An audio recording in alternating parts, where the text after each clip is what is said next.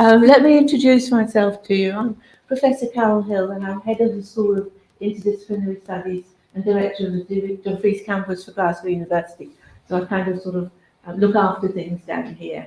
I'm really pleased to see you on what is one of our Offer Holders Day. So you've all had, well, not all of you, because I can see some mums and dads in the audience, but some of you will have had offers to come here and take courses through the next few academic years. And I think they would probably like me just to run you through. I'll explain what happens. The crew put up a PowerPoint display up here that I'm supposed to talk to, and I forget all about it and talk about other things completely. But I'm sure you'll find what I'm saying much more interesting than what I would have done if I had gone by that. So, why Glasgow University? Well, you know, Glasgow is one of the oldest universities in the English-speaking world. It's nearly 600 years old. And why is that important? It's important because we have learned how to do things the right way, because all those years of history have taught us what is important to students. It's enabled us to survive something as terrible as the recent pandemic that we've gone through. We're one of the few universities that's continued to invest.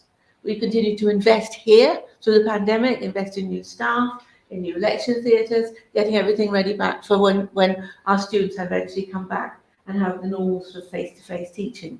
So that investment has been enabled by the fact that we belong to a university that is as ancient and as deeply embedded in our culture as Glasgow University. We're one of 5 schools that form the College of Social Sciences, which is itself one of the biggest centres of social science in Great Britain. So that enables us to do the programmes that you're all interested in, such as education, environmental science, and let me think what the other one is, health and social policy.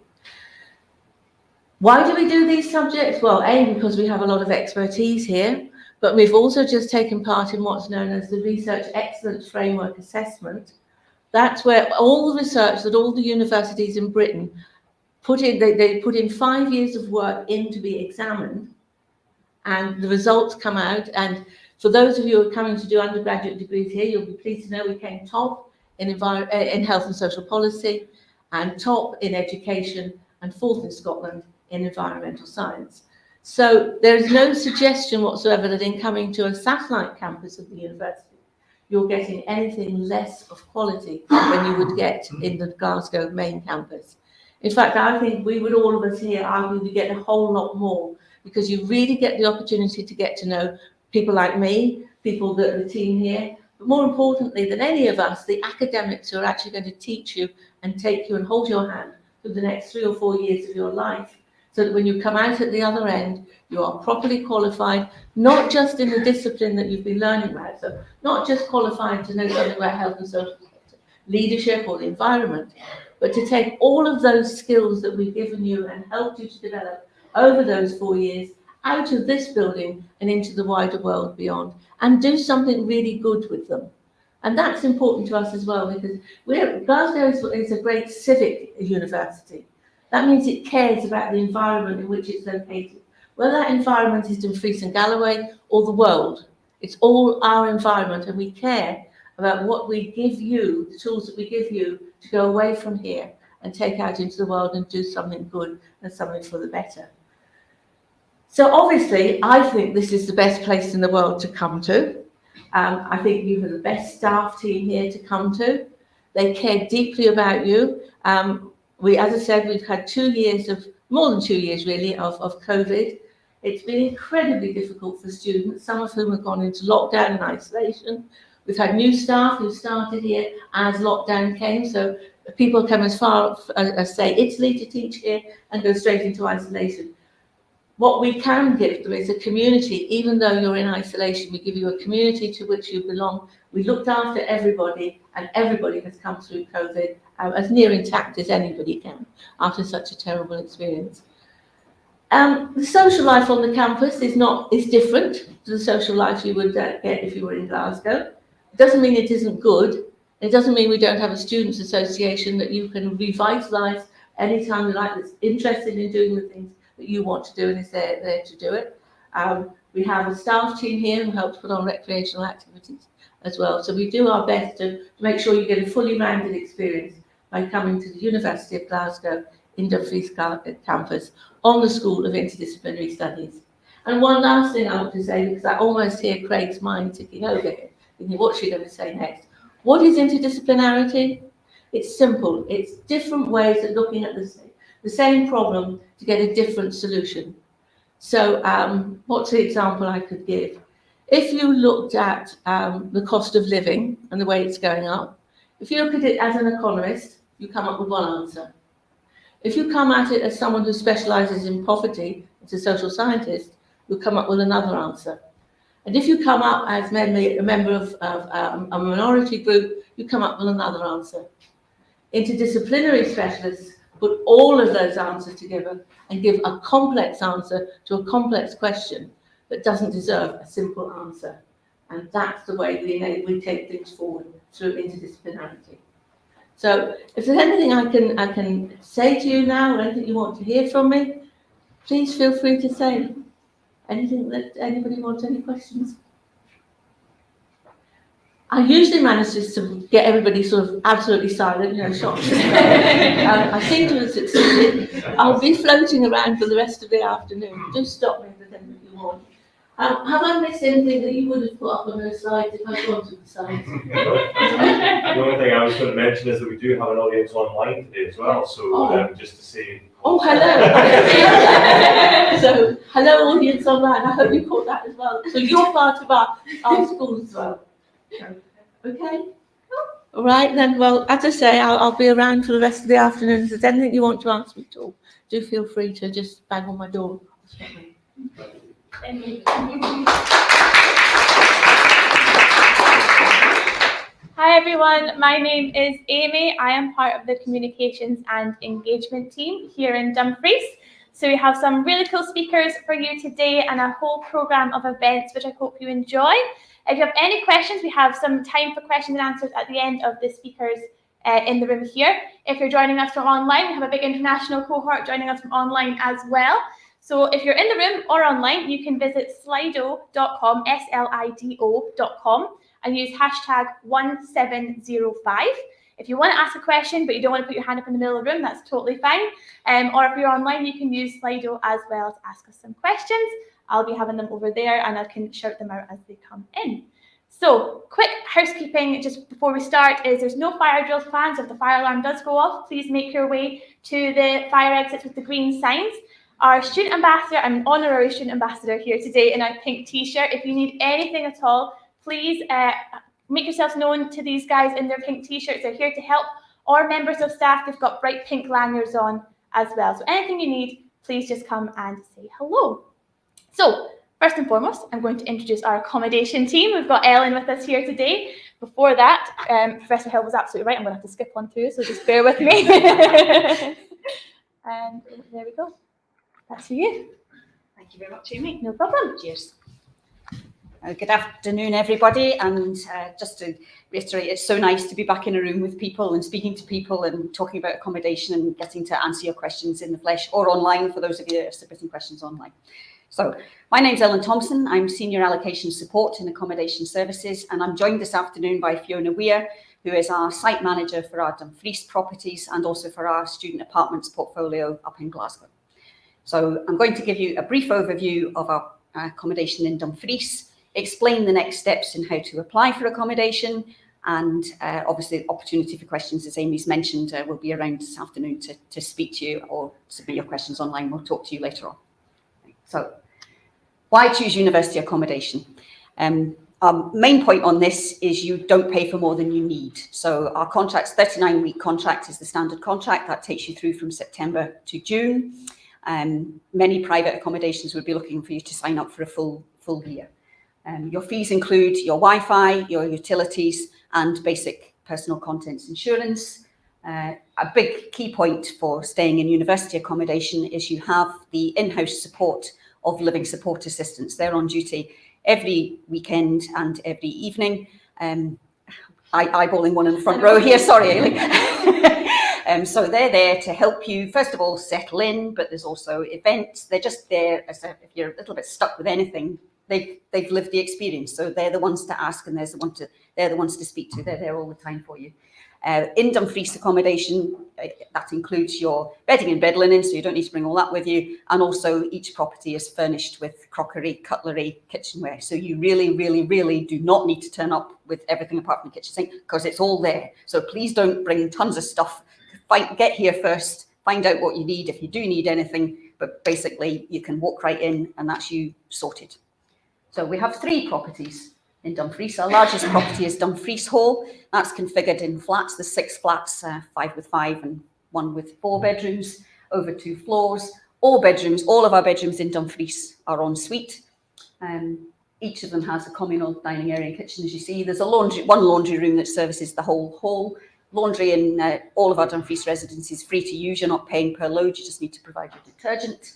And Dumfries Hall, I checked this before I did this. Dumfries Hall, 5 minutes that way down the hill, possibly 10 minutes coming up the hill in the morning, right? But 5 minutes downhill in that direction, very, very close. Nice, quiet area. You've obviously got this on your doorstep, and I'm so glad the sun has now come out, which is one of the sun always shines in the Dumfries. 20-minute walk to the town centre, but really nice property to stay in. So here's a perfect example. And we did this photo sheet in February, so there may be people here whose bedrooms are actually appearing online here, but we won't say anything about that. So each room, the ensuite's just behind the headboard there, and you're all got natural light, nice window open, plenty of storage, just everything you need, plenty of power points, everything in your Wi-Fi. As I mentioned, there's a communal kitchen, sitting room area. So again, just exactly what you need. We still haven't solved the mystery of why flat 4 has 2 toasters. We'll get to the bottom of that eventually. And there's the laundry room, as I said, free to use. You just need to bring your detergent. The next property is Brook House, so more like your traditional layout of a hall of residence. So it's over 2 floors again, but it's 13 single ensuite bedrooms over the 2 floors, not configured in flats. There is a large kitchen on the ground floor, which overlooks the garden, and a small pantry kitchen just with an additional fridge and microwave, so for snack preparation. Nice common room, enclosed bicycle storage, so that's secure in the garage there, and the back garden. A little bit further to walk from campus, walk to campus, 20-minute walk, but it's right on the doorstep for the town centre, so great if you want to be in the town. Point to mention at this point, so I know that I've got quite a lot of Scottish applicants in the room, and for those who are not living in Scotland at the moment, but you will be if you come here, is the Young Person's Travel Scheme. If you're under the age of 22 in Scotland, you get free travel on the bus. You need to apply to get that, but once you've got that, that's valid for travel throughout Scotland. So you can come and visit us up in Glasgow, go to Edinburgh, go to Stirling, or travel all round about in Dumfries. So if you're living in Scotland just there, I would urge you to do that, because that's a great resource to have. Brook House, again, plenty of storage in it. There's the large kitchen with the double of everything, so 2 of everything, so the 13 people in at once, no issues preparing meals. There's the sitting room, common area. Again, sun always shines in Dumfries, as you see, beautiful blue sky. That is also the largest whirligig I've ever seen in my life. I wish I should have stood beside it for scale, because it's enormous. I'm very jealous. I'd be coming down, if it wasn't so far away, I'd be coming down to Hymone, washing out there, and there's your laundry area, which is just on the same level for getting outside. Our third property is Lorino. So the text there, the image behind that is actually the tiled floor on the entrance. So it's a beautiful house, large sandstone villa with the 7 ensuite bedrooms across the 2 floors. Again, nice large communal kitchen overlooking the garden, and a wee sitting room. A little bit further away to campus, but the bus stop's just outside if you don't want to walk. And again, very, very close to the town centre, for convenient for all there. There she is. Again, beautiful sunny day when that image was taken. And again, plenty storage, everything you need, natural light, you're all sorted, and your bedding, as I said, is all included for you. Another nice image there for nice. It benefits from the high ceiling, so there's not many student residences, I don't think, in the country which have the period features. Nice big garden. Again, I didn't open that one, so I don't know what size that is. I can't vouch for the size of that whirligig. So what do we do next? We can apply now for accommodation. If we have confirmed or accepted our offer of study, and you've confirmed as your offer of study, be that unconditional or conditional. If you've accepted that offer of study, you may now apply for accommodation. And we would urge you to do so as soon as possible. There are a couple of deadlines to be aware of. To be guaranteed an offer of accommodation, You need to have your application lodged with us by the 14th of July. And then if you are conditional at this stage, you need to meet your conditions of study by the 25th of August. And if you do that, we guarantee that we'll give you an offer of accommodation.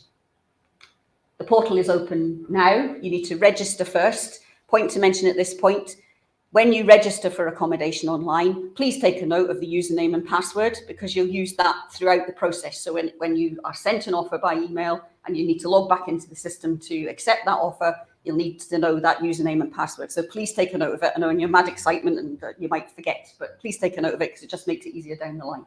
And as a Dumfries Campus, that's the application type that you choose, Dumfries Campus. So you lodge that applications are open just now, and we hope within the next few days to start sending out offers to those with unconditional status. So another point to note here, if you can please add accom@glasgow.ac.uk to so it doesn't end up in your spam folder, basically. So look out for that, because any communication will come to you by email. So your offer of accommodation will come to you, and what you have to do, it will have a deadline on it. You need to reply by a certain date, otherwise the offer will lapse, and that's the offer off the table at that point. And you will also, as part of the completion process for accepting your offer of accommodation, you need to make a £600 prepayment. That is not a deposit that is returned to you. It is basically it's basically your first rent payment. So you need to do that as the final bit of accepting your offer of accommodation. We have changed the process this year of how that is done. So you will log in, you may be familiar with either the applicant self-service, which is where you may be paid a tuition fee deposit, or where you go in to submit your offer, to apply for an offer of study. So it's through the applicant self-service portal that you will pay the £600 prepayment. All the instructions will be in the offer letter of how to do that. And we've got step-by-step guides as well on how to go through that process.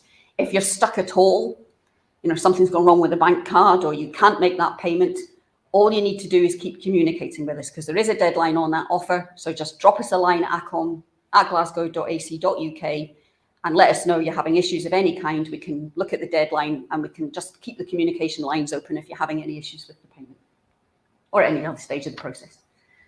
The fees this year, for all the residences, doesn't matter where you are, £158.90 per week. The contract dates are the 9th of September to the 9th of June next year. If you're on a course that has the necessity for a placement, that made the education one, I think sometimes you've got a placement which may take you beyond the 9th of June. Round about February each year, if you need to extend your stay, and your course leaders will inform you of what your dates and requirements might be, you can submit to extend your stay in the university residences, and the weekly rate stays the same if you need to extend into beyond the 9th of June. But your standard contract is the 39 weeks, which is 9th September to the 9th of June. There's the full year is just over the 6,000 there. And we take the full fees paid in instalments over 7 months, October to April. So your fees do not appear in your account until after you've moved in. By that stage, you'll have a My Campus account. That's your main portal for paying all your fees and debts and library fines and all sorts, which none of you will have, because you all look like people that return your library books on time. So your accommodation fees, it's set up to pay between October and April. So as soon as you move in, you get your payment plan sorted out, direct debit sorted out, and it's taken between October and April.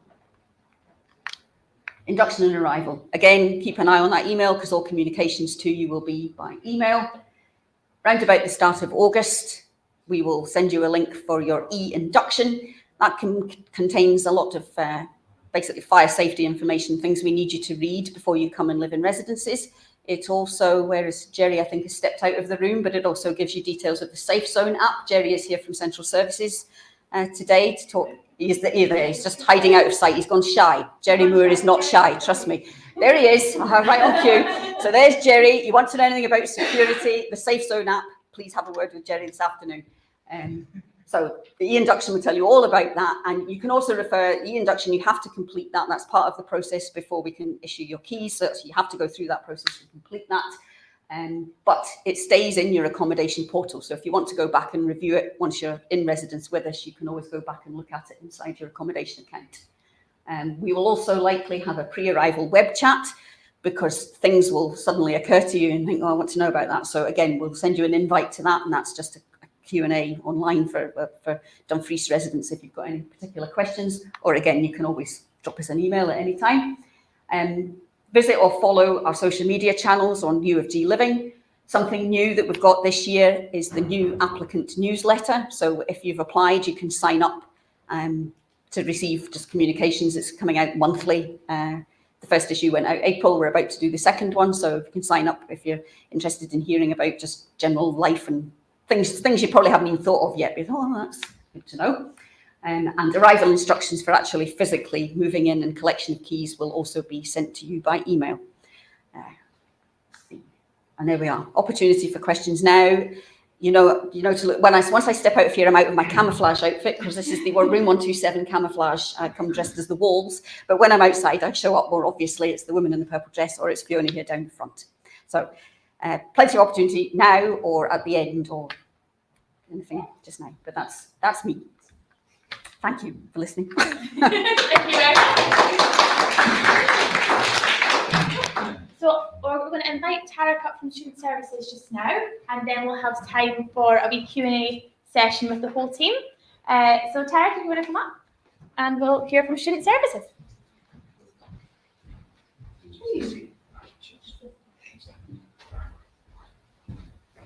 Hi everybody, I'm Tarek. I'm the Student Support Officer for the School of Interdisciplinary Studies and the Disability Coordinator here on the campus. Student support covers a wide range of things. It can be anything that students experience through their time here at the university, from finances to disability to mental health issues that students might come across, and I oversee all that and make sure the students get the support that they need. That's how you get in touch with me. In my room, I've got a private office. It's private and confidential. Students can come to me and speak to me about anything. So my own office is literally 2 doors down the corner there. And I'm the first point of contact, that says, for non-academic related inquiries. So if someone's, for example, wanting an extension in their essay, they wouldn't necessarily come to me. They'd maybe go to their advisor of studies or a lecturer. So anything non-academic related, if somebody's maybe, for example, struggling financially, or they haven't received their SAS payment through, or things like that, they would usually come to me, and I'd put things in place and try to help them that way as well. And my hours are Monday to Friday, 9 to 4:30. I'm contactable, whatever's easiest for the students. I have lots of meetings with them that can be over the phone if it's more comfortable for you. It can be on Zoom or Microsoft Teams, or it can be in person. Whatever suits the needs of the students, we'll accommodate any way in which we can. Throughout your journey at university, from getting here to eventually graduating and things like that, you'll experience loads of different things, meet loads of different people, and your life will probably change a bit to the life experience as well. And I'm here to help. If there's anything you're finding difficulty or needing support with throughout this time at university, I'm the first point of contact you would come to, and I would guide you and help you and give you the advice that you would need. So a lot of things we deal with is students will come that have pre-existing conditions like disabilities and things like that. So there's different types of support that can be put in place. For example, if you've got dyslexia or if you've got a physical disability, and I coordinate all that for the students here at university. Also work in really close contact with my colleagues in Glasgow, the financial aid team up there. There's so many different types of financial aid available to students. I couldn't actually go through them all here today. But I will be milling about later on. If you just want to come and speak to me about anything or anything in private, I can take you through to my office and have a chat there. So please, anything, don't be afraid to ask it. It's all confidential anyways. So I deal with certain things like inquiries. So that can be proof of student status. Some international students, for example, that will come and they want to open a bank account, or they need proof that they're a student here. I can organise that proof and things like that for them. Council tax exemption forms, I need to take that out because it's all done online now, so it's far easier. People, they just log online and it gets emailed away and you get a council tax exemption. Advice on your tuition fees and things. So some people here might get funded by wherever it be. It could be Student Finance England, or it could be SAS up here in Scotland. But some people will pay their own fees and things like that as well. So I can give advice on things like that, how to pay, when to pay, the transfers. There's a general My Campus finance inquiries, but I'll go into that later on in the slides. Inquiries, So there's appointments for international advisors. Kurt can get his appointment with career advisors. I'm actually, for the next semester, got to be running lots of employability events here on campus, getting employers for all different areas, depending on what course you're doing. So it's all got to be specific to the course that you want to do as well. Getting former students back to talk about their journey once they've left university and what job they've ended up in and how they've got there as well. So it's got to be really interactive and give you a good idea, not only when you're at university, but what things can be like once you leave university to get the career path you eventually want to go down.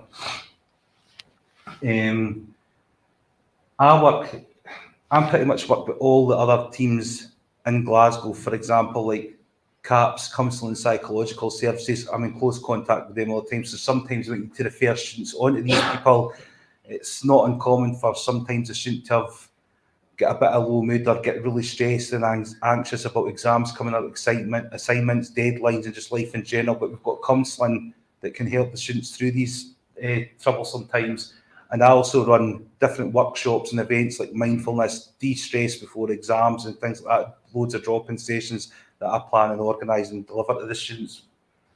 And it's very student-led, a lot of things. So if students are wanting to know more about a certain thing, I created a student newsletter that goes, a student support newsletter that goes up once a month as well. And it's really interactive that students can give a thumbs up to something that they want more information on, and can start building and planning events for this for the students. That's right. If you've got any question related to your time at university, nobody else where to go, come and see us. But we know who to pass you on to if we can't help. For example, I had a student that knocked my door once a couple of years ago. They were from Korea and thought, oh, I wonder what this is going to be they're asking. And it turned out something like, where they never had fish and chips before, or had a bit of haggis, where do they go in the town to get that, for example? So the main thing like that to something that can be quite personal or quite serious to a student, you know, it can be go through something quite light-hearted like that, where they get a fish supper, to someone that's maybe had a kind of nervous breakdown and things like that, having real difficulties with their mental health, and I help them that way too. This is one of the funds I'll go into. So this is more coming for the UK students. So if they're in hardship things, or if people that are maybe coming here have got children, there's a discretionary childcare fund that is utilised by I'd say quite a big proportion of students. And basically, I help you apply, get you the paperwork that you're needing together to send off, and it goes up to the financial aid department up the road in Glasgow, and they'll make a decision whether to give this fund or not, based on evidence, all evidence-based and things like that as well. Had some students, for example, a story one of my colleagues told me, they'd had a follow-up with their parents. It was their 21st birthday when they were at university. They came for financial aid, but it was to buy themselves a set of, I think it was Louis Vuitton shoes or something. They wanted the university to pay for this. They thought they were in need of financial aid to go and buy this because they'd fallen out with their mum and dad, and they wanted these shoes for birthday. It's no for that. It's for folk that maybe haven't got enough money to buy food, or they're not going to be able to afford to make their next rent payment. For the student before their card broke down, they couldn't get to placement and things like that. So it's for all different sort of things. No for a new pair of shoes or a new jacket. So, and it will be, we will ask for things like bank statements to prove. If you're saying I'm skint, I'm £300 in overdraft, £400, we'll want to see it before we start administering it, obviously. Because we've had students that have came before, but then told me, I've got a savings account, but I'm not allowed to touch that from 25, and there's like 10 grand in the bank, 10 grand in their account. If you've got that money, you'll have to use that. Do you know what I mean? So it's a lot of weird and wonderful inquiries at times. Hardship funds available to all students, no matter where you're from at all, and it can be, it's up to a £1,500 payment. Now, the university, obviously, there's lots of evidence you need to prove that you're in this hardship and things, documentation and things like that, because they can't just dish out £1,500 to every student that says, I'm in hardship. So we do need evidence, but don't worry, the process isn't done, and I'm here to pretty much hold the students' hand throughout this process and help them. If they're not hearing back from the financial aid team, I've got my colleagues up there that I can literally just phone up, they'll answer me, I can get things moving for them a bit quicker that way. This is a really good resource that I think a lot of you will use during your time here at the University of Glasgow, and it's the online support. So you log in and it's to get answers. It's basically a big knowledge base, but you can report issues as well. For example, just say you can't get onto your student email and you forgot your login details for your email address. You can get onto this, report it, and then somebody will get back to you and have it all sorted for you as well. So just So it's just like a library, and you click on this requesting the books that's not held by a library. You can just log on to that instead of going into the library. You do it all from your home and say, I need such and such a book for my subject, and we can get them. We still get them delivered to the campus, Amy. That's right, isn't it? We can actually get them delivered from the main campus down here. If there's a specific book or text that you need, we'll get it to here that you can come in and just pick it up from like the school office or wherever. So we do that as well. Career service appointments, even things like how to print transcripts and things. It can be anything. It's all here online. This is requesting a report on something again. It's all easily, it's like little wee tiles almost, they call these in the background. You just click on that, what it needs, and it breaks down like frequently asked questions or what do you need help with, and you click on it and you just write a wee thing, I need help with this, can someone please get back to me? And it's timed, but to get back within so many days, for example. You keep track of your inquiries, so it'll tell you when they've resolved it, for example. So if you're needing your new password reset or whatever, you can't get your emails, you will get some communication back to say it's been sorted for you, and then you can look at your items that you've sent.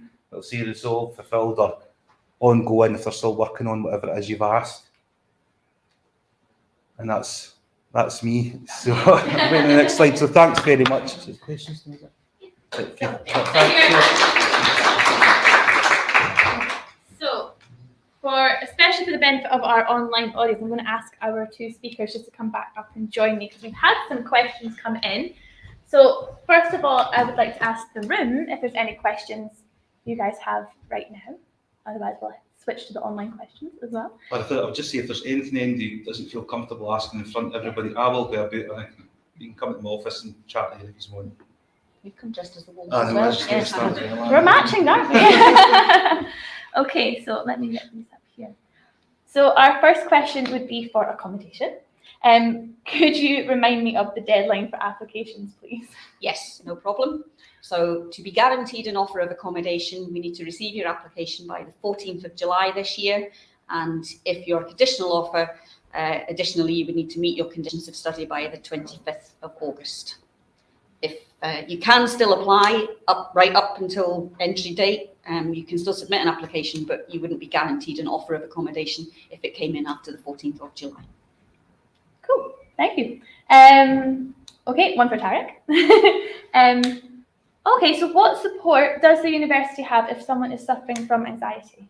So, for example, for anxiety, it's quite common. I've had a lot of inquiries, for example, students that have had anxiety. So there's lots of different support methods out there. They can come and speak to me, but if they've got if they're just feeling a little bit anxious, it's different to having a full-on anxiety diagnosis by a GP or something like that. So it's definitely support available. You can speak to me. I'm like a listening ear, advice and guidance for them. There's also a peer wellbeing support service. That's like your other peers and things that have had 10 weeks of really in-depth training, counselling sort of training. You can do that if you feel comfortable speaking to one of your peers. There is also the CAPS, Counselling and Psychological Services, where it's fully trained and qualified.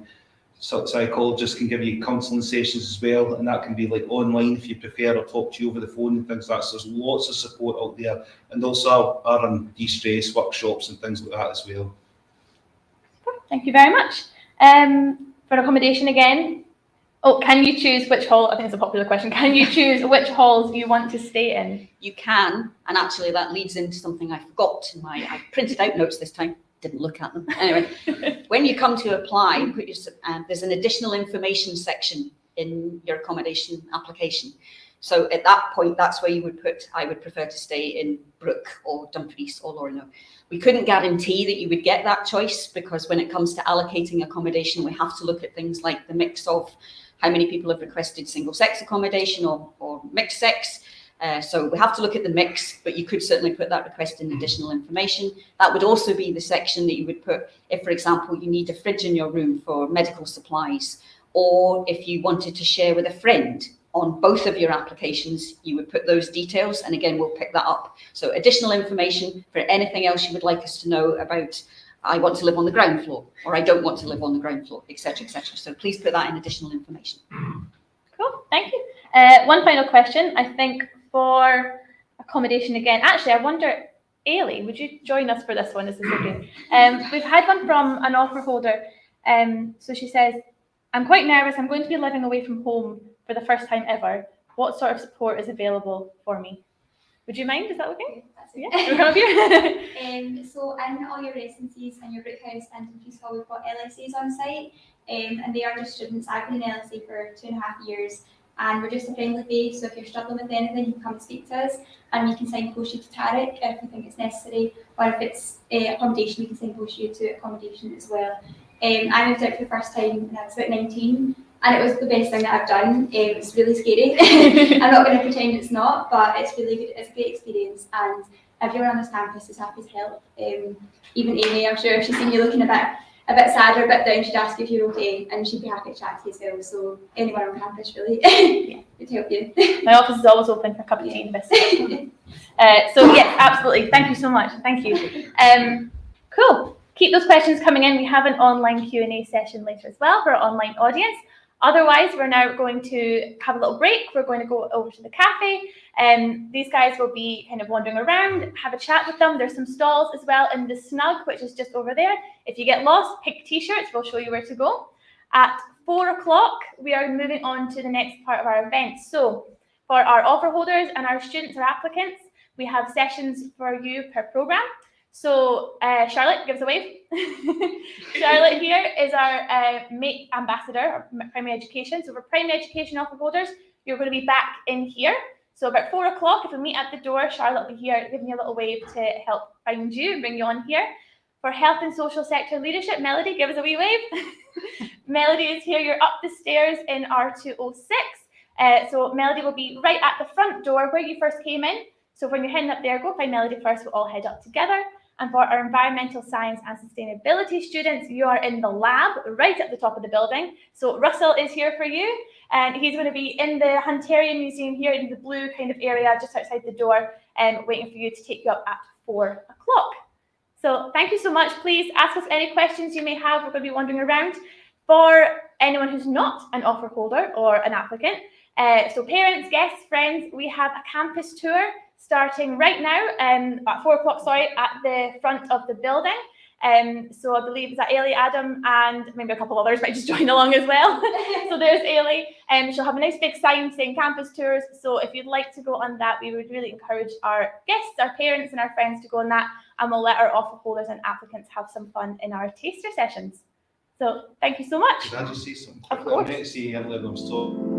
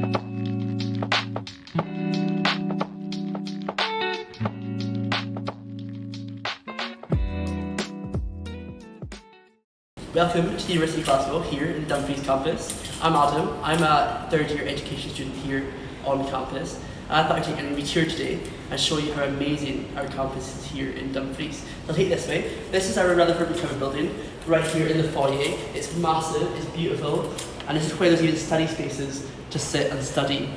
Just catch up your mates, whatever you want to do is all here in the front of the building. And it's huge. I'll take you this way. Probably something that might want to try and get it fixed. So down here we have our staff board. Now if you were to go up to main campus, this board would be like a wall long, but on here it's a tiny board, and that shows you how small our team is here in Dumfries. And what that means is that your time with lecturers is very kind of close. They know who you are, the classes are small, your team is small, and you can approach them with kind of anything you really have to ask or want to know. Further down here as well, we've got our sign-in board. So you can even come in and see who's on campus just now, who isn't, and you should be able to see who's in and out, and you can kind of go to their offices and give them a wee chat if you want to go find them. So I'll take you through this way. Now, through here, we have our exhibit from Hunterian, which is our museum exhibit up in Glasgow. Now we get sent this every 6 months, they change it up. Just now it's actually been made by educators and students here on campus, made this last year for COP26. And it's just talking to the peatlands and about the different environmental aspects and things found within Scotland. It's quite interesting, especially for our environmental students coming to think about studying here. It's quite nice to have a look at. Now, through here is one of our main lecture rooms on the campus, room 127. Now, this room never looks the same from one day to another, but you can see here, it's not a class of 200, 300 people, it is small, 50, 60 people lectures, and you still have all the equipment, so there's still projectors, there's still lecture stands, all the AV that is usually found in a lecture hall, but just on a smaller scale. Now this is one of our larger ones, so you think this is one of our larger ones, think how big and small our other ones are going to be, but I'll show you them shortly. Now I think if you can see the view from these windows. So we are based very rural here in Dumfries, and this is something that you probably wouldn't see on any other campus in Scotland, UK, maybe even the world, pushing it there a little bit. And it is just lovely. So yeah, it's small classes, and that's kind of based within the kind of big, small, I wouldn't say big rooms, but really they are quite small, but they're big for us here in Dumfries. Which is quite nice, you get that one-on-one time in your lectures, so things like if you're in a lecture, you can raise your hand and ask a question, they can see you, they'll probably know who you are as well, and they'll call you by name. It makes that kind of relationship you have with them here on Dumfries campus a little bit different. It is quite nice, it means it's more one-to-one. I can send them an email if I'm struggling at 11 o'clock at night, and I'll probably get a reply, especially if it's Jeremy. He'll send you an email back straight away. So we'll go through here. So that is one of our main lecture rooms on campus. Now, as well as lecture rooms, we do have student support and the school office all based on campus as well. And what that means is that if you do need support or have any questions, you can come and find them and they'll answer them for you. So just down here, we've got Tarek's office. He's our student support officer. So things like finance, questions about accommodation, health and well-being, stress, support your study. He's here, he's usually in quite often. He's got a wee sign on his free or engaged. You know, when we knock, I'll see if he's available to ask any questions that you have. And just out here, we've got our school office. Now these people are amazing. They don't deserve all the thanks I could give them just now. Any question you have about studying, exams, help, campus, logins, internet, these guys are here to help you out, and they are so friendly. And if you give them a wee wave, they usually wave back and say hello to you. And even down here we've got our head of school's office, and that shows you how close they are to everyone on campus. Everyone's here within the one building, which is quite handy as well. So we're just down here, I'll show you something else you get in this quadrant further down, which is our teaching garden. And it's something very unique to Dumfries. They call it a working laboratory, because everything's done here is part of the environmental science course, but it's also a place that you can use to grow, find out about, eat essentially as well, which is quite nice.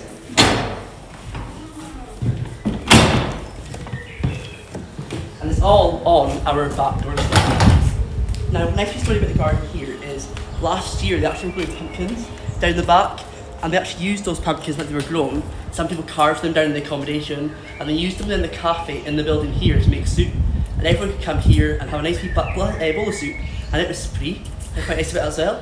What I do like about the garden is if you come and it's an empty slot and you want to plant some carrots or grow some strawberries, you're more than welcome to use it. That's what it's there for.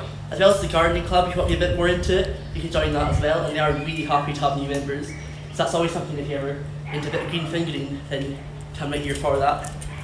But I think from here what you can see is just how rural it is. You can hear the birds. It's our lovely green area that we're based in here in Dumfries. And it is just lovely. Especially when it's sun shining though. So we head right back into the Rutherford McCowan building. We'll take you up the stairs. It's only a little bit more.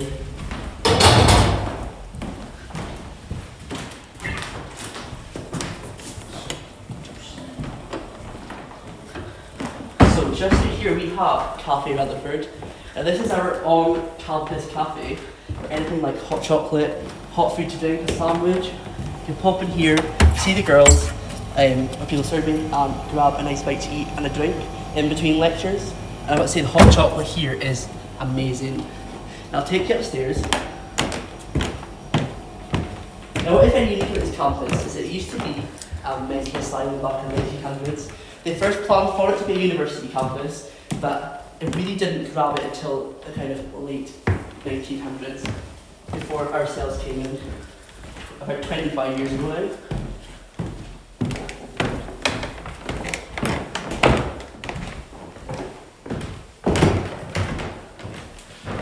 We'll make our way through here to see some more of the seminar rooms.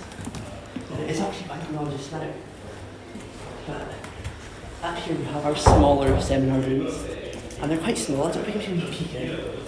They are lecturing, and it's very small rooms, very small class sizes, and lectures are lovely. Here's another one, for example. Now, even though they are small rooms, like I said, downstairs, you're still getting all this equipment. We've got large screens, lecture rooms, theatres.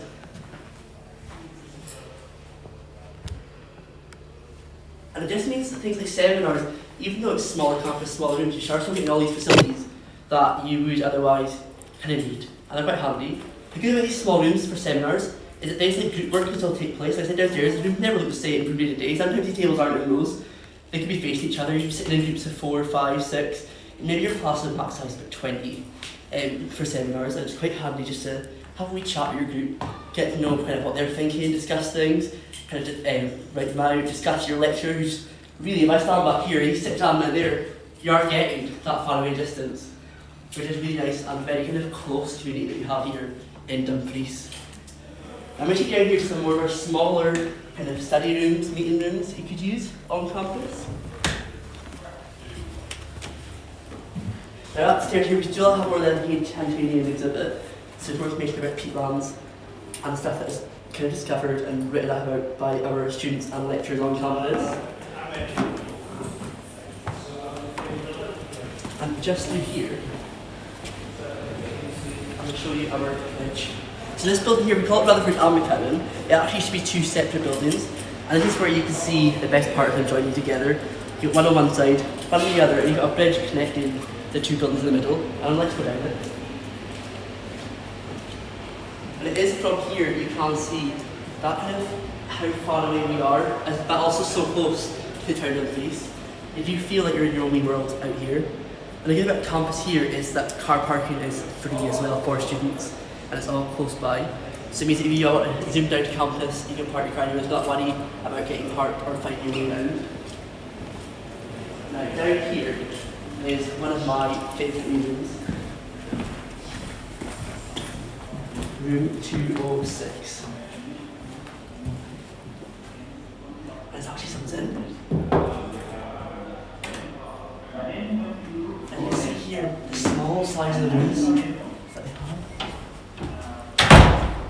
And that's really how close we are. You can book your rooms out for things like meetings or studies, and that's all done through the office downstairs. So you can discuss things like if you want to meet up like a study group for a project or for a course. You can kind of see them with them and use these rooms on campus as well. There's that is on 204. That's good room 206, I want to say. But these are all available here, not even just for seminar, but for students to book out and use for anything they feel they need to as well. And you can start things like your AVs, your projectors, your logins for computer access. And then these rooms are for things like group projects, for discussing things like making presentations or research together. You can all come meet, study in the same space, use these facilities. It's all there for us to use, which is really handy.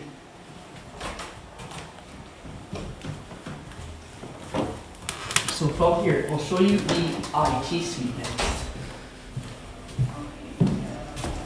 So we are walking past there's a lot of study spaces on campus. Because these buildings are that bit older, it means there's only a lot of spaces there's not much use for them. So what we've done is there's loads of desks around for people like students or lecturers to come and meet or study in, like meeting other students doing that kind of work. So you can't get the rooms that we've just shown you. There's these spaces just around where you can sit and meet, even just grab lunch between lectures or study before the exam. It's all here to do that. But I've done that myself a couple of times. Meet here before the exam and study.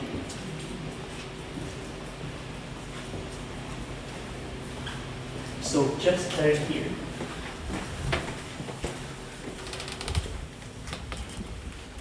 is our IT lab.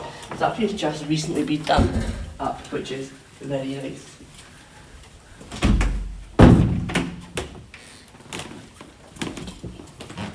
Now our computers and IT access on campus is all linked between the three buildings that we can use. So ourselves, Maxwell House, and then we can also have the use of the library down at the college for the campus that I might show you later on. And it means that if you ever want to log on campus, you can come to any of these buildings and all your access to it is all the same logons. With this all being here, it means things like seminars. You can come here with your lecturer or seminar leader, tutor, and they can lead you through things like research or projects where you can do it and work here within rooms with them on the facilities that we've got, as well as they can use big screens down the sides to show you things that they need to show you as well, which is very handy. We also have the National Centre for Resilience down the bottom, and that's based on campus as well. For instance, nice for the HSSL course or Health and Sexual Social Leadership. It means that they are based here for supporting them too. Now, up in these corridors here, it's actually where you've got lectures, offices, and other seminar rooms, and they're all so close. I can't really say I'll show you how close they are, but I'm just showing you. It means things like when you have a question, you can literally walk up to their office doors, find them, give them a knock, and kind of ask them any questions or discuss things that you've got any issues. And it means that after they're here, they're all just so close to you. And that's the kind of nice thing about our campus. It's more of a community feel. Like I said before, they know your names. You get the point for your fourth year, and they know a lot more about you than I think you really want them to, which is quite nice. We're heading down the stairs.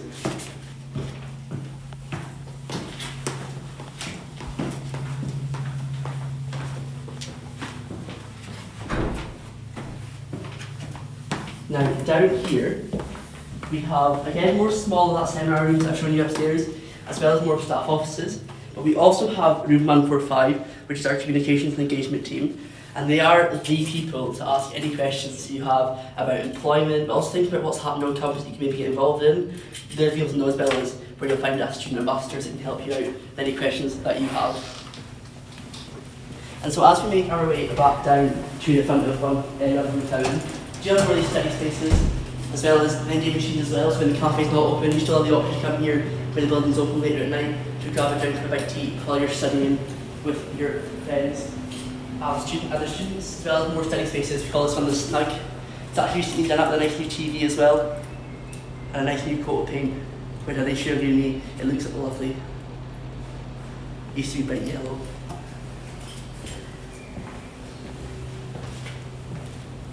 And then from here, we'll show you outside.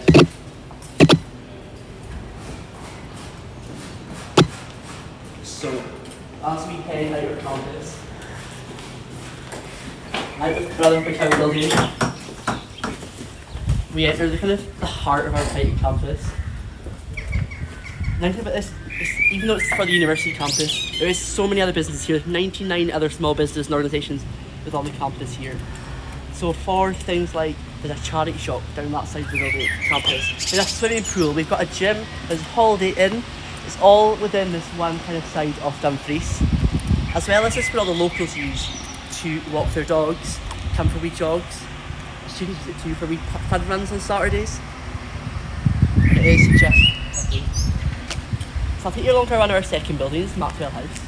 Now, it's based very close to the County on the campus, just down one simple path to get there.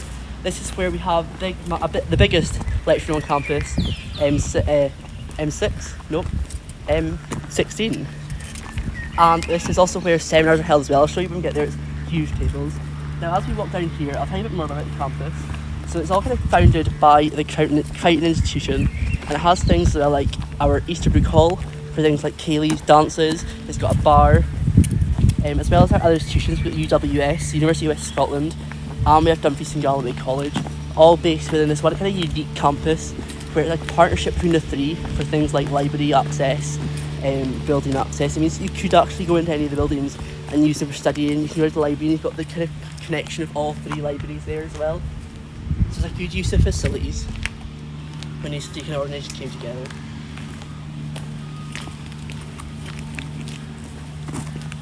Now, one wee secret about campus that not most people know about is we do have some monkeys hiding in the trees. Now, this is my favourite thing to tell people because no one believes you when you tell them, but you've just got to show them if you can see quite right.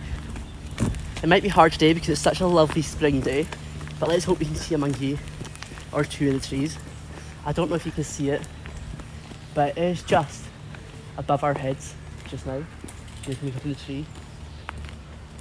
Now, rumour has it there is actually 3 or 4 monkeys on campus. I've only found 2 of them, so if you do come here and you do find one, come and find me and tell me where the other ones are, because I know there's one here, there's one to the other side, but I'm not sure where the 3rd or 4th one are. Now, who would have thought we had monkeys in Dumfries?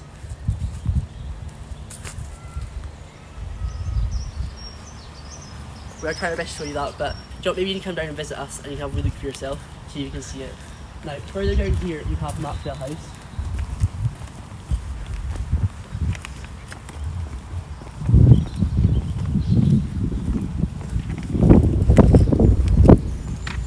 So within Maxwell House is kind of the base for our postgraduate students. It's where you'll find our postgraduate offices, and also where you'll find the offices of CUCSA, our Crichton University Student Association. So for things like events, Freshers Week, societies and clubs, CUCSA's people go to for that, and you'll find their office with Malcolm, their administrator, who's in there most days as well, all based within Maxwell House. So we'll head in the back door, and hopefully they don't mind us coming through.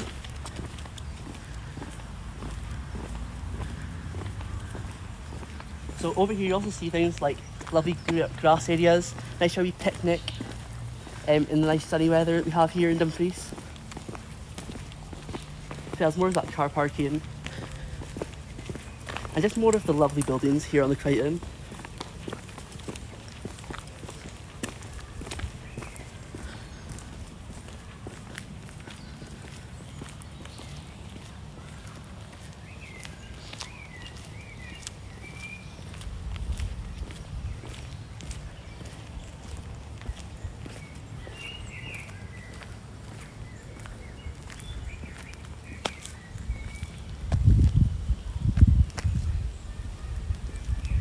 So I've mentioned CUCSA to you. So CUCSA is made up of students from both UWS, University of West Scotland, and University of Glasgow, and they come together to provide this kind of events and social life and social societies for students on the campus here. And they are all based on the office space within the building, but they're reachable all the time.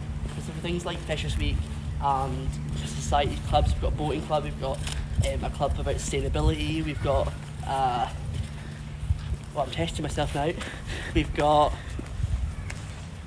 LGBT club, there's a club about crystals and witchery. We've got football, there's a football club now as well, we started that this year. So all these kind of things, there's so much you can do, and if you ever want to start one up, you can pay them a visit, and they're more than happy to help you do that as well. So as we sneak in the map house here, you can just see outside, So there's Holiday I was talking to you about. We've got Easterbrook Hall, it's even the beautiful Crichton Memorial Church where you will graduate from if you come here, and it's just lovely inside. So head into Maxwell House.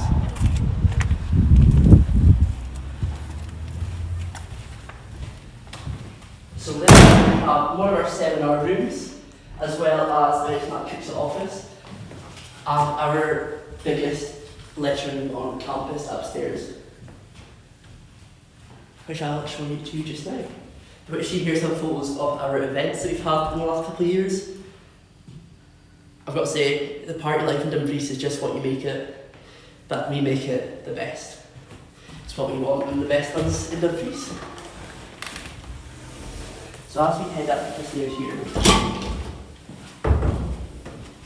M16 is kind of one of our more unique rooms on campus because it has that facility for that lecture space, but also has huge seminar tables in it as well. So it means if it gives your lectures a bit of a more unique feel, we keep jumping back and forth between seminars, kind of settings, and the lectures at the front, all in the same kind of space.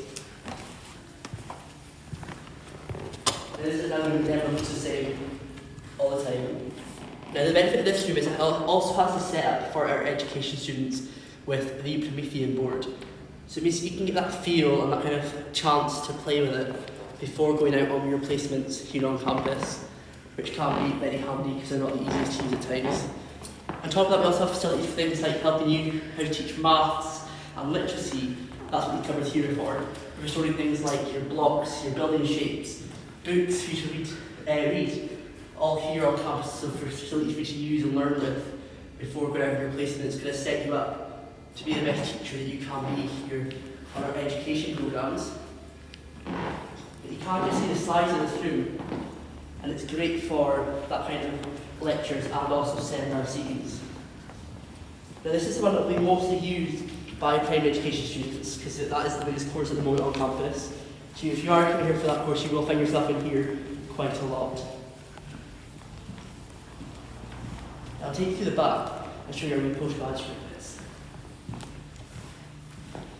So if you choose here as a postgraduate study, this is where you'll find your office is based.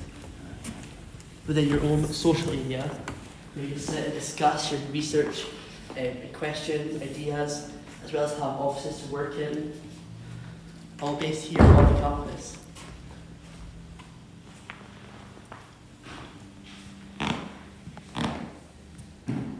I think this shows just how small, how close it can be. You know, all the postgraduates come and work from here, so they can come and got a good idea, can discuss it with each other, talk about it, think about what different things they could be researching or doing next. And do that kind of peer evaluation.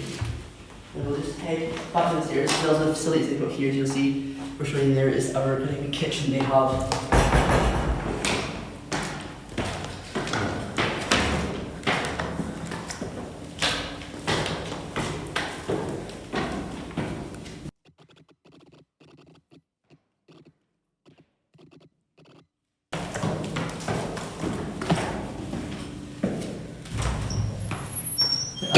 Here, this will be us just leaving Maxwell House, and we'll head down towards the college building.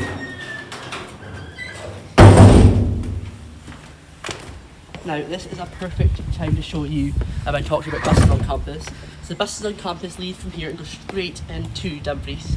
They run about every 30 minutes, and you can catch many of the bus stops here on the campus. It's quite handy. You can just hop on, hop off, and come in or leave for your lectures if you don't drive. And it does mean, you could walk it. It's nice to be 30-minute walk into the town itself. You don't go down to the town centre, but the bus makes that so much easier. Now there is, so talk about the organisation campus already, I'll talk to you a bit more about some more of them. So we do have the Easterbrook Bistro, as well as things like the Holiday Inn, there's a Crichton Central Cafe, we've got the council, have buildings here on campus as well as about 90 other organisations, between charities, small businesses, hairdressers, shops, art studios, all here on campus. So it's a wide variety of people that use this on a daily basis.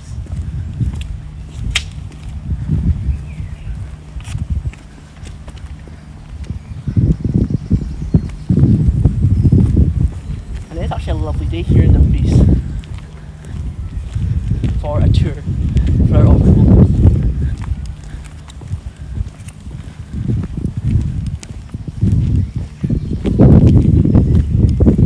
I'm a dog lover. The good thing I have at campus is that Dumfries people come here and use it for their dog walking, and I quite like to pet the dogs as they walk past. There's nothing better than a nice wee fluffy Jack Russell or something walking around campus.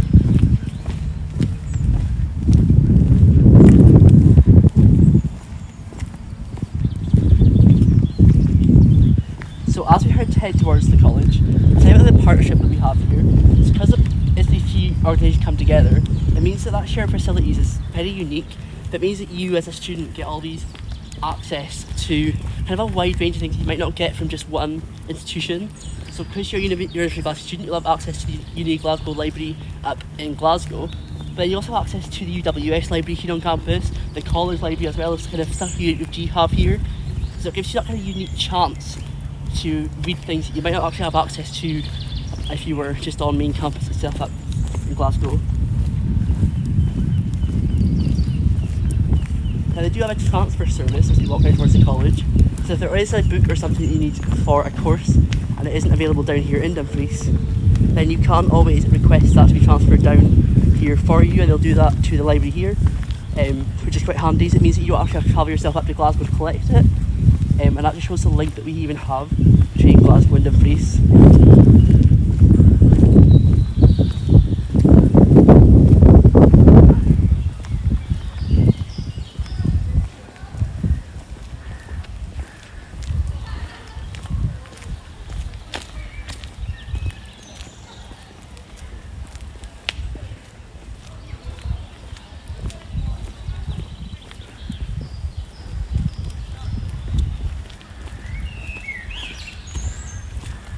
I think what we do here is we do even have our own Uni Glasgow Dumfries minibus on campus. So for our environmental students that may come here and study here, things like your field trips, they'll even bus you away from campus and take you away to our local kind of water supply and treatment centres, or there's kind of farmland or marshland nearby that they use. And that all leaves from Dumfries campus here, and they'll bus you out to that to show you things like your research and let you do some studies of your own.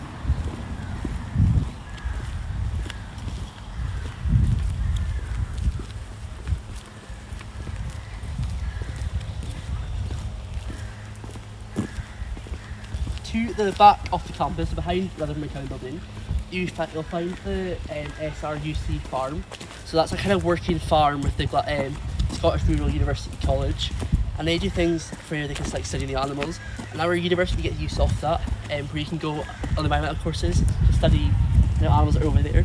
They're so used to humans as well, so you can even go for a wee walk that way. The cows will come up to the fence, say hello to you, just because they're so used to students and people going out to see them, which is quite nice. Quite unique. Who can say that they've gone a wee walk at university and met a cow, you know? That would only ever happen here in Dumfries.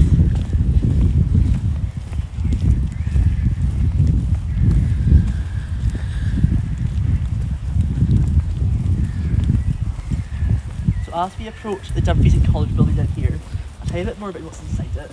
So inside the Dumfries College building, we have our library facilities, as well as a Costa coffee and deli kind of bar, where you can get food and drink as well. They also have study spaces, computers, private rooms, so you can go away to do more studying down here if you want to book down here too. And they also have our on-campus gym, which is free for students to book in and to use as well.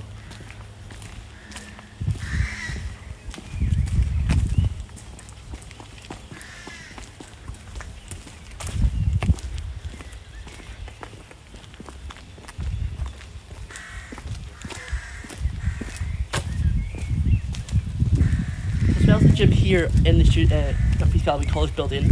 There is another one in town where students get discount to at DT1, so that option is always available to you if you were to ever choose that one. But there is the one on here campus as well. So when you're in reinduction, you're able to choose a book out most afternoons. And in the college building they also have the courses like hairdressing, woodwork, but they study, they're doing a wee one about wind turbines now that have been introduced this year. But the benefit of that means that we also have access to things like the hairdressing people who do things like looking for models or looking for kind of cheaper haircuts to practice on. and we get the opportunity to come in and use them as well. Which is a really nice benefit being on the shared campus. So I'll take you in and show you the library.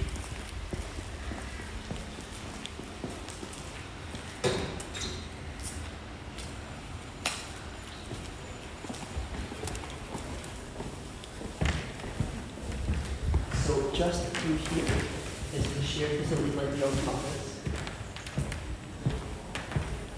There's a School of Study spaces that I mentioned to you, as well as the computers and that transfer service.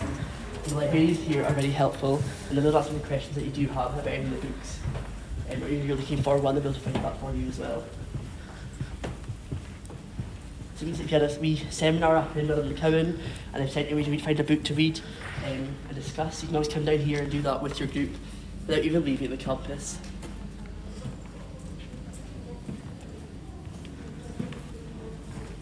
And we'll top the stairway and just show you. So from here you have all those study spaces, we nooks, computers to use, as well as just down at the back is that cafe with Costa that I mentioned.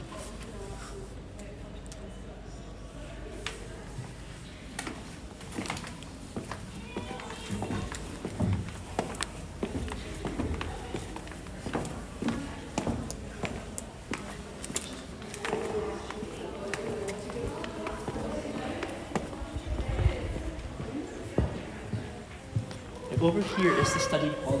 So these are what is able to book out that private session rooms. So you to meet for by kind of meeting or interview for research or such. You can find them down here and book them out to use on campus.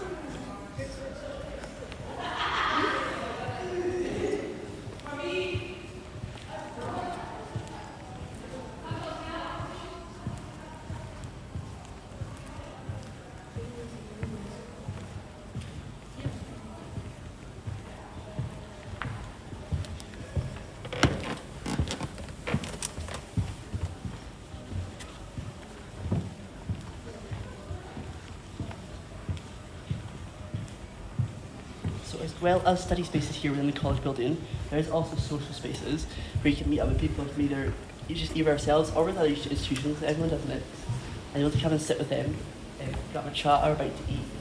There's a space to chill out as well on campus.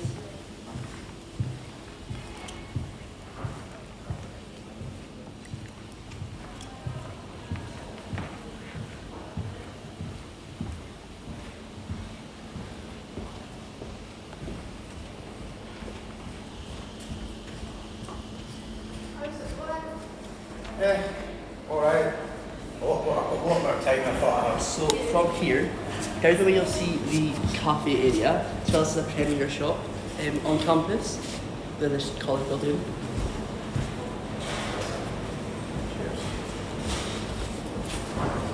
I'll head back up this way. I'll head back over to the other town.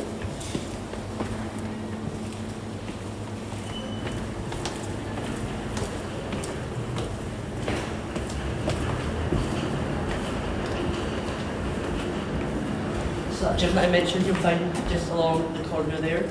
You book that out online for induction, and you come in and do it. It's quite handy when you book your slots.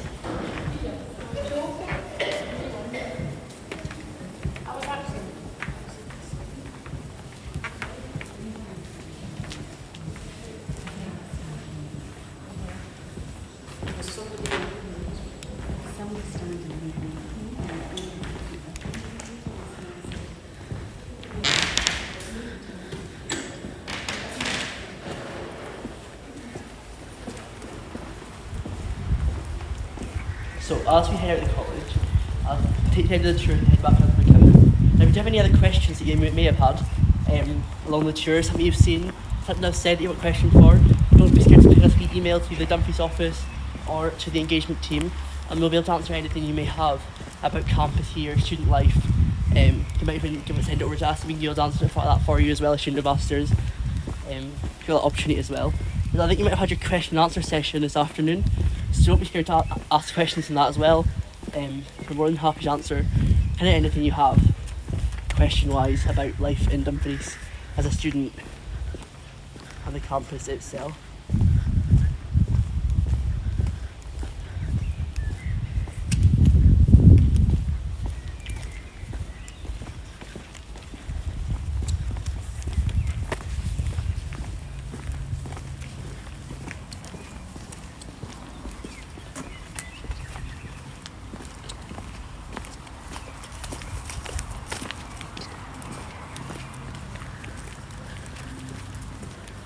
So we'll take this wee side path back to where the McCowan.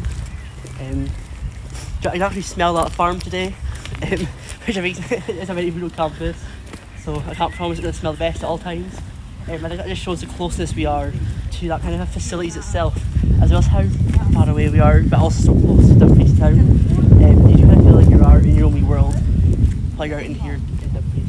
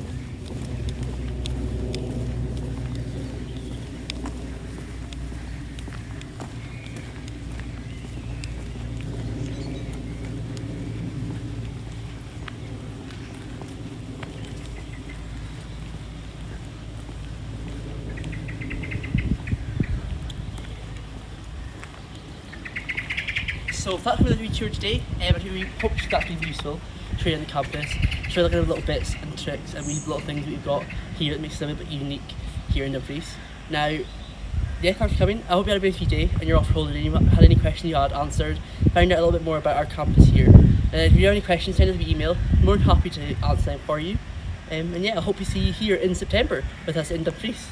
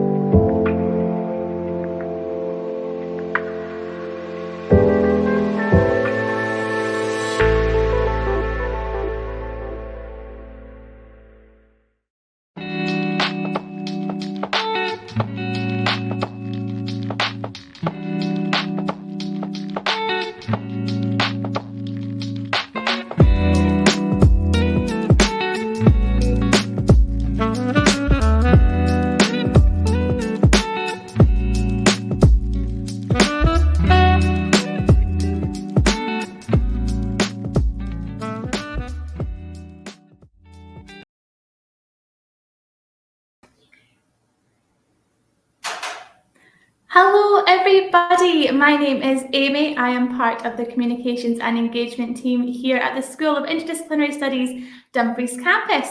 We are going to kick off our Q&A session today. So I am delighted to welcome our accommodation team, Fiona and Ellen, who are here today. And our student panel, we have Meg, Charlotte and Ailey with us as well. Hi everyone. Hello. So if I could ask everyone just to introduce themselves very quickly. Ellen and Fiona, can I kick things off with you guys and just tell us a little bit about who you are and what you do? Sure, no problem. I'm Ellen Thompson, Senior Allocation Support in Accommodation Services. So I am involved in the application process, helping with allocating students to accommodation, and during your time we're a first point of contact for any issues with your lease and contracts while you're staying with us in accommodation. Hello there, my name is Fiona and I work in student accommodation. I'm mostly based in Glasgow, but we also have a responsibility for the student residencies in Dumfries. We are your first point of contact for any repairs, anything that's bothering you within the accommodation. You would contact us and we will do our very best to help you. There are certain times that we are down in Dumfries and we would email you that in advance to let you know, so that if you want to come and talk to us, then you would be more than welcome to do so. Thanks so much, guys. We have our student ambassadors here with us today. We have Meg, Charlotte, and Ailey. Guys, do you want to just quickly introduce yourselves? I'm Meg, and I'm just finishing my first year at the primary education course. I'm Charlotte, and I'm just finishing my first year in primary education courses. I'm Ailey, and I'm a third year primary education student as well. That's great, guys. Thank you so much. So we have had some questions coming in from our audience today. Anyone who has any questions, please visit slido.com and you can use hashtag 1705. If you'd like to ask us any questions, please do so, or pop a comment here as well, and we'll see them when they come in. So let's kick things off with some questions. We have one here for our accommodation team. So, accommodation team, what are the payments like? Do we pay monthly? Your fees, you'll have your total fees for your 39-week contract, and when you arrive, those fees will appear in your My Campus account, and at that stage you will set up a payment plan. So you can set up a direct debit or a manual payment plan, or if you wish, you can pay all at once. What we do, set up the payment plans are set up over 7 monthly payments. So as soon as you arrive in September, you get that payment set up. If you've got that done in good time, then your payments for your full fees would be between October and April. So although you'll see your weekly rate, £158.90, I believe it is for next session, your total fees are taken and divided across 7 instalments. Great, thank you so much. We have another one here for you guys. So, this one's about becoming a living assistant, like Ailey. They say, can I become a living assistant like Ailey? Yes, you can. Yes, you can. Yes, you can. So there's a section, a link on our own webpage, the accommodation webpage. There's a whole section for living support, and you can find out all about the role of being a living support assistant. And there's also an application form. And if you have any other questions about being a living support assistant, you'll find them there. And if Ailey may want to answer about the experience itself and being a living support, because she's done it for a couple of years. So yes, you can do that, and you can apply to do that from your first year. Yeah, I've been a living support assistant for about 2.5 years, and it's been a great experience. You get full training during the summer holidays, and there's support staff available to you over Teams or Zoom, and we usually meet up, if not every month, every 3 months. So if there's any other issues, you just speak to the staff and they'll help you out. But it's just been a great experience. For when I leave uni, I'll be able to say, like, I was a living support assistant and I supported my fellow students, and it's just something else to say that you've done while you've been at uni. It's taught me a lot about myself as well. Sometimes it can be tough, but at the end of the day, you get through it, and everyone's really lovely. And yeah, it's a great experience, and it's good for your rent as well. That's great. Thanks so much, guys. If you have any questions for our accommodation team, do keep them coming in. We're going to spend a little bit more time with them, and then we'll move on to our kind of student panel and get into our kind of student experience questions. We have another question here for accommodation. So, okay, so here we are. What do monthly payments look like? We talked about payments. After your application, sorry, they're coming in very fast. After you've made your application, what is the timeline like? Okay, so when would they hear after they've made their application for accommodation? Yeah. So your application portal is live just now. You can submit your application just now. If you are an unconditional offer holder, your offer of study is unconditional, we hope to be sending offers out. In fact, we're down in Dumfries today, obviously, but offers may be actually going out from this afternoon. So we hope to be sending offers out to unconditional offer holders very, very soon, or certainly over the next couple of weeks we'll be sending offers out. So it's not an instant turnaround, because obviously we've got thousands of applications to monitor and filter and go through. And if you're a conditional offer holder, we need to wait till you've met your conditions of study before we can send you an offer of accommodation. Super, thank you so much. Another one here. What does move-in day look like? So if you can speak to that at all? Yeah, move-in day is usually very busy. It's usually quite exciting time. And you can certainly see that in the people that arrive, their families that arrive. This year, obviously, we don't have the restrictions that we've had for the last couple of years. So it will be more like the experience that you used to have pre sort of like original lockdown. And that families will be able to come, your families will be able to help you move in, they'll be able to immediately go up to your accommodation, have a look at your room. We will have LSAs, the Living Support Team, they will be on hand. They will be able to show you up to your room, they'll be able to talk to you, take you through the accommodation, give you a quick tour of the accommodation. And it'll just be a more relaxed atmosphere that you can come back to the office, you can chat to us. It's not like it has been, you're just basically handing over an envelope and kind of thinking, well, that's it. So it will be much more relaxed and hopefully a more enjoyable experience for students that arrive. And there definitely is quite a excited atmosphere, I think, for everybody. As much for the families, actually, as for the person that is moving in. So, yes, hopefully it'll be all go, the sun will shine, and that's a big factor too, you know, the weather, and that people, whether, you know, wherever they're coming from, will feel that and will feel that they really are welcomed into the halls of residence. Sounds great. Can't wait.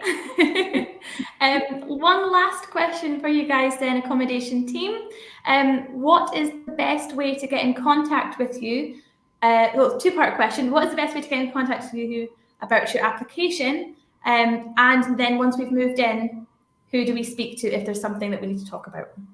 Okay, so that's one for each of us, really. So if it's about your application or any issues with your application or your online accepting your offer or your prepayment and any general inquiry, the best mode of way to contact us is by email, and it's accom, ACCOM @glasgow.ac.uk. There's also a chat facility. If you go onto our webpage, a chat facility can pop up and you can get us on Unibody. It's monitored 9 working hours. So email is still the best, accom@glasgow.ac.uk. And when you move in, if there's anything happening in your residences, Fiona. So yes, the same really. It is email. It's our main way of contacting us. The email address that we have, it's all lowercase, and it's Dumfries. Oh gosh, I forgot. I forgot the word for a line. Dash. Dash, thank you. I was going to say / was what was in my mind. So it's Dumfries dash accommodation @glasgow.ac.uk. And that goes then into a communal email. So it means then that no matter who is in the office, there's 3 of us that are in the office. So no matter who's in the office, we all have access to that email, and that's the best one to catch us on. If you would like to talk to us by phone, by all means, please do during office hours, and that is 0141 330 6182, and we can take your calls there, as I say, during office hours, 8 o'clock until 5, Monday to Friday. But email, yes, is the easier way to do it. And the address, very handily, is online, since I made a bit of a show of it. And also for out of hours in the evenings, you've got the contact details of your living support team would also be available too. So if anything happens outside business hours, you can still get hold of someone in case of an emergency. Yeah. And can I just put in that if it is an emergency and you need somebody to contact straight away, you should download the Safe Zone app, which you will see on the university website. We also put in information about the Safe Zone app in your welcome key envelope when you do arrive. So that's a really good one to have, and security will be on hand, and they will immediately answer your call and help you out. That's great. Thank you so much, guys. Thank you so much, Ellen and Fiona. That is all of our questions for accommodation for now. So we'll say goodbye to you guys, and thank you so much for joining us. And we're going to now go have a chat with our student ambassadors. Hi, guys. So we have got lots of questions for you all here today. So we're going to kick things off. What is it like to live in Dumfries in comparison to a city?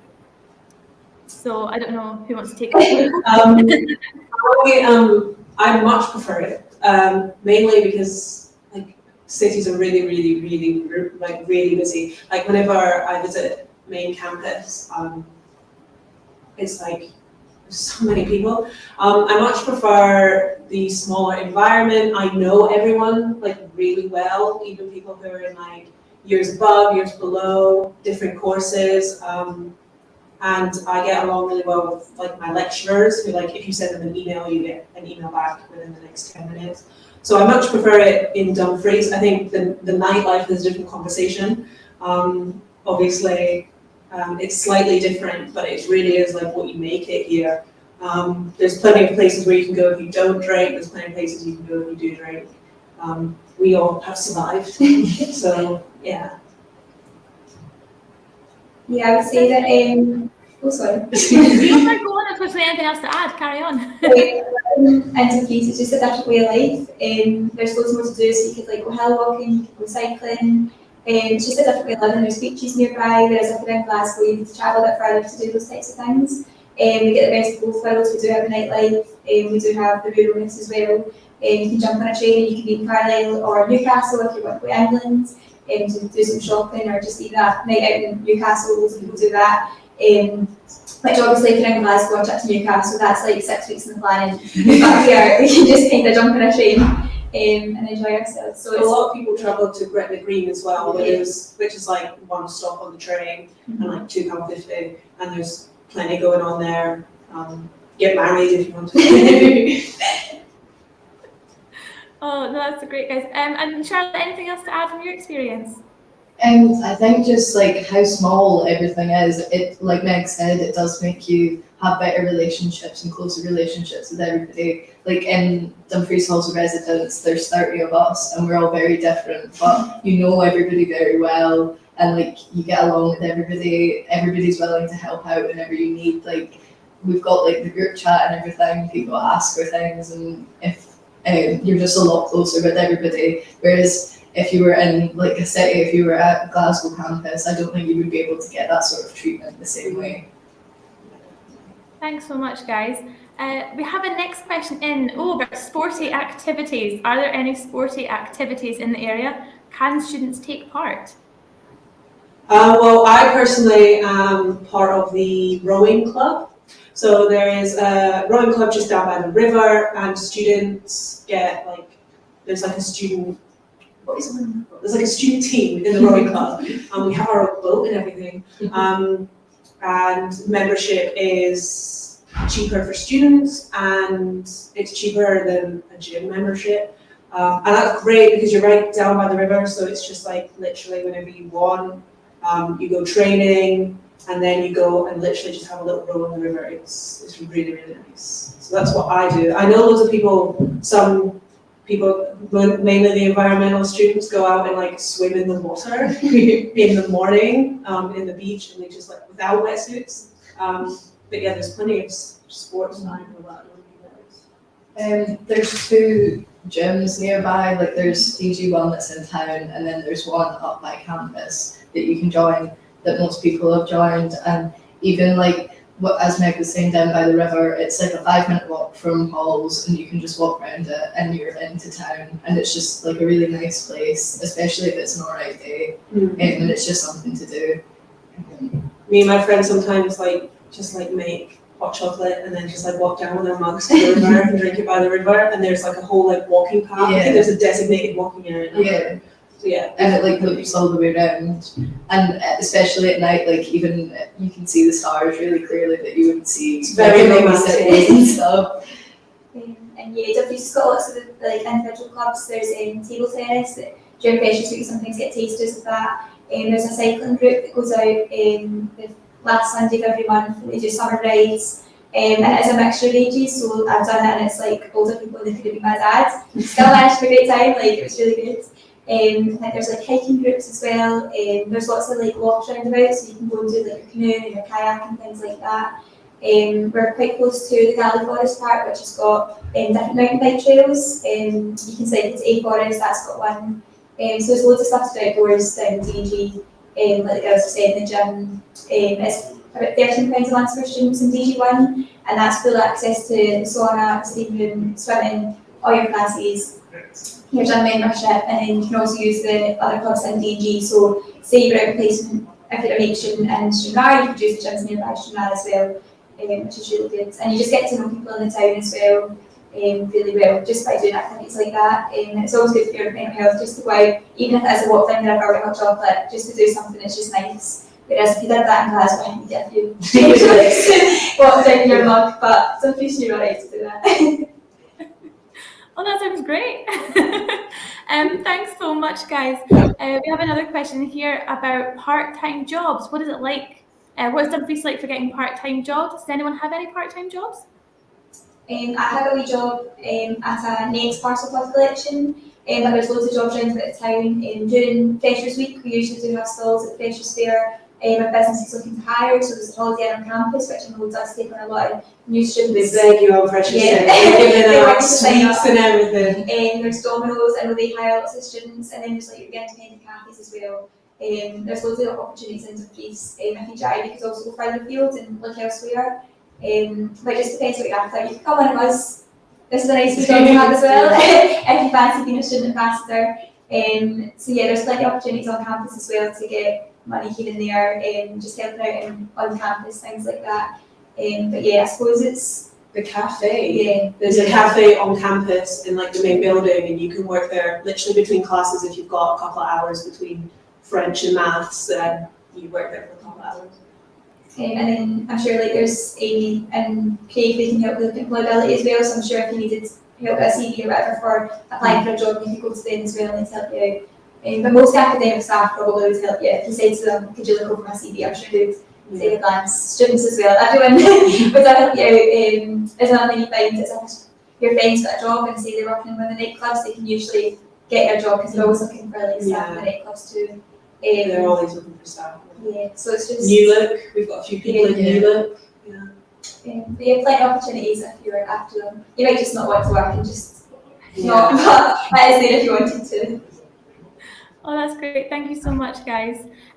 So we have another question here about typical class sizes. So I know you guys are all primary education, but I'm assuming you take quite a few electives as well. Could you tell us a little bit about your class sizes and how you found it? I would say, I'm guessing, I think there was about 90 that started in my course, and with primary education what you find is every year it drops down a little bit because people either decide that primary education is not for them or they don't progress, and then class sizes do get smaller. Your lecturers is usually your full cohort, so I think environmental, I'm not sure how many is on that, but no course is over 100. No, absolutely not. So I think all our primary education classes under 60. Yeah. I think environmental is like 30 or 40, and even at that, like that'll be split into probably groups between like 10 and 20. So your classes will be really small, and you'll get to know your lecturers really well. And like, as strange as it sounds, they'll get to know your names, which you won't have that experience at other unis. Like, and even while walking past you, they'll recognise you, which is always nice. Yeah, I took an elective from environmental science, and there was like 13, 14 of us in the room. And with my health and social policy one, I mean, the 9 a.m.s that people sleep through, sometimes there's 6 of you in there. But also it's really good as a student with dyslexia. It's super easy because in a smaller class, because like the lecturers remember that you have dyslexia, so they don't like give you like size 4 font on all your worksheets. They actually remember, which is super, super useful for me. Yeah. That is useful, but then also if you've not done anything the night before and there's only 8 of you in the class, and there's no point in filling up the classrooms from the back either. They will just call you for it. So there's nowhere to hide, you have to do your work. Have fun, but put the work in. Yeah. Fair enough. Just on electives, we've had a question come in. So the question is about if we offer any art and design electives in Dumfries. Now, we don't offer art and design electives, but we do have a whole range. Guys, I wondered if you could maybe just a quick bullet point list tell us about some of the electives that you've taken over the past couple of years and any that you've enjoyed the most. Last semester I took I took Earth System Science because I thought I was amazing in biology. And I really enjoyed it, but it was quite difficult. And this semester I took Communication, Influence and Leadership, which I loved, and we will be taking again next year. Last semester I did philosophy, and then this semester I did Communication, Influence and Leadership. And philosophy, I thought it was both courses, it was taught by the same lecturer actually, which was good because you got to know how they like to mark things. So you wrote it to like that sort of particular lecturer as well. But they were both really interesting courses that I don't think I would have normally taken.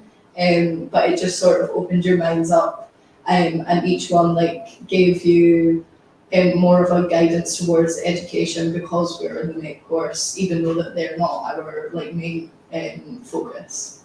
Yeah, actually, one of our recent essays, because communication leadership is a health and social sector elective, but they altered the essay title for the main students so that we could do research into education rather than the health sector. So that was really good. I've got 3 years before I got a bit less, so I'm going to pick out a few. I've done the environmental one as well, and that was quite good because I didn't really like geography and things in school and science, so it made me have to write a report, but the lecturer was really supportive. Like, she understood that we were MAPE students and this was not our usual way of writing things. I also done last year in third year, I done literature, which I really enjoyed. It sounded a lot to begin with. You just had to like read a book. It was basically 12 books over 12 weeks, and there was 2 essays, and you just chatted about the books. You could watch the film on Netflix if you didn't have time to read the book, which happened a few times. And then also for me, you need to do your languages as well. So I had to do French for one of my electives, and I done Contemporary Health Society in first year, which was part of the health course. And again, that was looking at poverty and things like that, and then linking it to education. So you'll go in a classroom, and there'll be kids that size are like dramatically influenced by poverty, and it's how can you adapt your teaching and just make your classroom a welcoming place for these kids that don't have it as well at home. And we were taught how to like read maps and decide, okay, so that school's in that in catchment area, that's quite a deprived area, and you could kind of work out if the kids were going to be, how they were going to be off of the maps basically, which was really useful. And I have used it going into placements, is just looking at where my school's going to be and what sort of kids are going to be like. Is it in a good area, but a richer area, or is it in a poor area as well? So that was really helpful. Yes, yeah. So wide range. Thank you so much, guys. Keeping you busy, certainly. So we have one final question for you guys here. So it's a big question, so try and surmise as best you can. But why did you choose to study here? I chose to study here. It was either here or Strathclyde. And I lived in Glasgow already, and I knew that I wanted to move out, so that was one of the biggest things, was that I could move out here. I also like the different way of living, so I knew what to expect when I came here. As I've done my research, I knew it was going to be different, but it also meant that when I went home to Glasgow, like, I did get a nightlife of Glasgow, I did get shops and things like that, but when I came down here, things just slowed down a little bit, and I just enjoyed it a bit more. The class sizes again is another one, because I came for like 2 days. I came for like my interview and then the open day like this. And I recognised students and they recognised me, so the student ambassadors that done my interview recognised me when I came back, and that just made me feel like, just seeing it just made me feel a little bit like, oh, they remember me, like I probably talked to them when I came. And still now, like, I could tell you who they were if you were to ask me, but on main campus I don't think anyone was. There would be hundreds of people in the pink t-shirts, but just the small class sizes and just getting that independence and moving out, one of the best things I've ever done. I love my family, don't get me wrong, but it is one of the best things I've done, is just moving out and creating a new life for myself down here. Mine was very similar. I did my secondary school down south, so I liked that I have both this connection to Scotland and England from here, so I can get down to London within 2 trains, but I can also get to Glasgow on a bus. My family got a puppy when I moved out, so it was very convenient. I could go home and see the dogs. I liked the small sizes. I love being one-to-one with lecturers, especially because of my disabilities, sometimes I need things explained using smaller words. I loved how rural it was. I came to visit it with my mum, and I just love the campus. It's so green. I've had so many picnics with meal deals and stuff just out on the green. I much preferred it to like the city standard, and the course here is very well known across all of the UK. I think even compared to the primary education course on main campus, this one is known to be like the one. So yeah, that's why I chose here. I moved down here from Fife, so it's about 2.5 hours on the bus. So I did know like Ailey and Meg, like I did want to move out, and it was definitely the best option for me. But just like the class sizes are so small, like they're so intimate, and you get the sort of like connection with everybody that I don't think you would at a bigger campus. Like anywhere else. Yeah, and like even the size of the accommodation and like the sizes of the like the university itself, like it's not as intimidating. Like you're able to have the guidance and the support that you need, and you don't feel like you're being a burden on anybody because everybody's wanting to help you, and that's the only thing that they'll tell you.